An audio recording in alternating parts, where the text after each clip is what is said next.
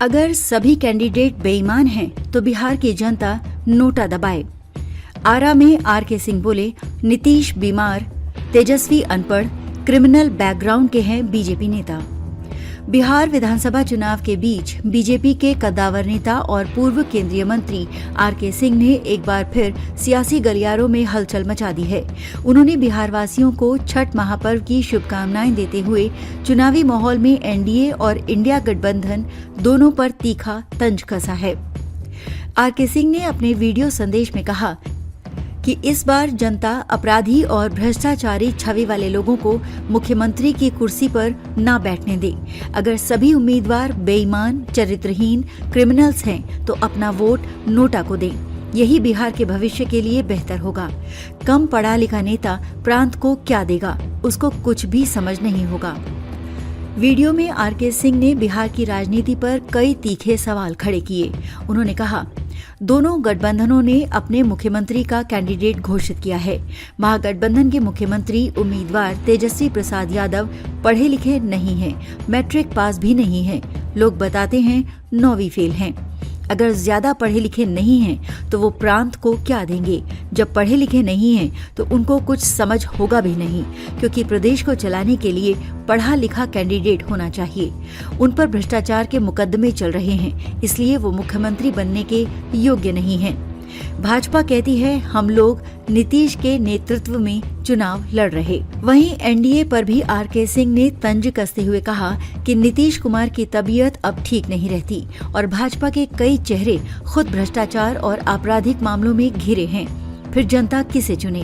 Bharatiya Janata party कहती है कि हम लोग नीतीश के नेतृत्व में चुनाव लड़ रहे हैं। ये नहीं कह रहे हैं जीतने के बाद भी नीतीश कुमार ही मुख्यमंत्री होंगे। नीतीश जी का स्वास्थ्य ठीक नहीं है, ये बात तेजस्वी एवं जनसुराज भी कह रहा है। उनको अब याददाश्त नहीं रह गई है, कुछ न कुछ करते रहते हैं। चुनाव के बाद भाजपा के द्वारा नीतीश कुमार को मुख्यमंत्री बनाया गया तो वो ज्यादा दिन नहीं रहेंगे। फिर भाजपा अपना मुख्यमंत्री बनाएगी। उसके बाद भाजपा किसको मुख्यमंत्री बनाएगी? फिर भाजपा के कौन मुख्यमंत्री होंगे? जनसुराज ने स्पष्ट कर दिया है कि सम्राट चौधरी हत्या आरोपी रहे। आर.के. सिंह ने आगे कहा कि भाजपा उप मुख्यमंत्री सम्राट चौधरी पर जनसुराज ने स्पष्ट कर दिया है कि वो हत्या के आरोपी रहे हैं। 10वीं पास तक नहीं है। दूसरे नेता भाजपा के नेता हैं जो बिहार भाजपा का संचालन करने वाले नित्यानंद राय हैं। उन पर भी हत्या के 2 मुकदमे दर्ज हैं। अपहरण के भी आरोपी रहे हैं। नित्यानंद राय आपराधिक पृष्ठभूमि के हैं। तीसरे भाजपा के प्रदेश अध्यक्ष दिलीप जायसवाल हैं। उन पर भी हत्या का आरोप है। एक अल्पसंख्यक मेडिकल कॉलेज छीनने का आरोप है। ये तीनों भाजपा के कैंडिडेट हैं। ये लोग भी वैसे लोग हैं जैसे दूसरे तरफ राजद के हैं। राजद के मुख्यमंत्री के कैंडिडेट पर हत्या इत्यादि का तो आरोप नहीं है, लेकिन भ्रष्टाचार का आरोप है। जनता सोच समझकर बिहार का नेतृत्व चुने। तो ऐसे में जनता सोच समझकर फैसला करे कि बिहार का नेतृत्व कैसा होना चाहिए।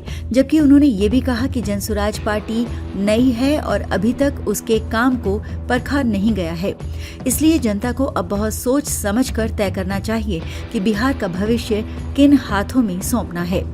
आर.के. सिंह के इस बयान के बाद राजनीतिक गलियारों में हलचल तेज हो गई है। जहां एनडीए खेमे में असहजता देखी जा रही है, वहीं विपक्षी दलों में सियासी मंथन शुरू हो गया है। अब देखने वाली बात होगी कि आर.के. सिंह की ये अपील जनता के वोट पर कितना असर डालती है। क्या बिहार के मतदाता अपराधी छवि वाले उम्मीदवारों को सबक सिखाएंगे या फिर सियासत का गणित पहले जैसा ही रहेगा?